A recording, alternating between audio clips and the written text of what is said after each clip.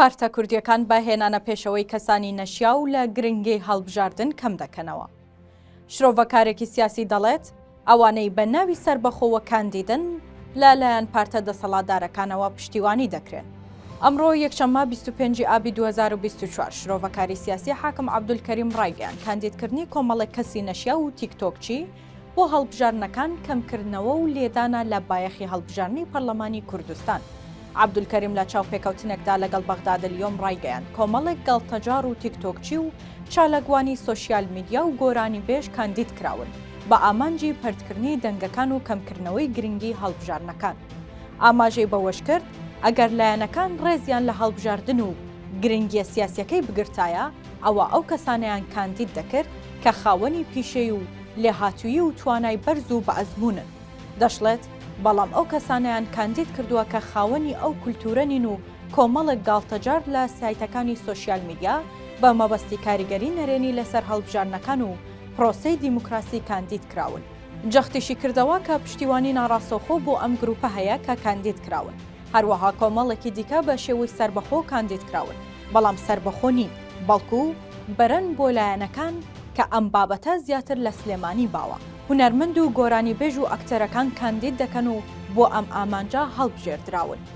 حاکم عەبدولکەریم دەڵێت هیچ کاندیدێکی سەربەخۆ نابینرێت، بەڵکو ئەوەی هەیە تەنیا پەردکردنی دەنگەکانە. سەرەڕای ئەوەی کە کاندیدکردن پرۆسەیەکی دیموکراسیە و هەموو کەس مافی خۆیەتی خۆی کاندید بکات.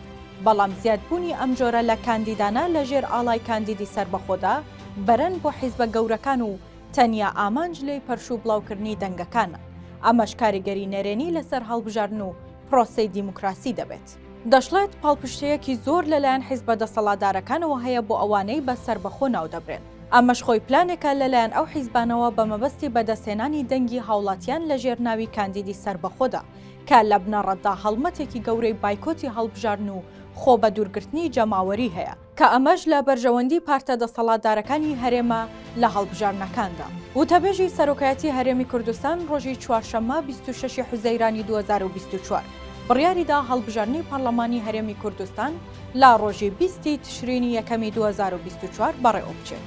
یەکەم هەڵبژاردنی پەرلەمانی کوردستان لە مانگی ئایاری ساڵی 1992 با پشتبەستن بە یاسای ژماردنی جوواتی نیشتمانی کوردستان ژمارە 1 بەڕێوە چوو کە لەلایەن بەرەی کوردستانیەوە دەرچوو وەک سەرەتای پرۆسەی یاسادانان لە هەرێمی کوردستان.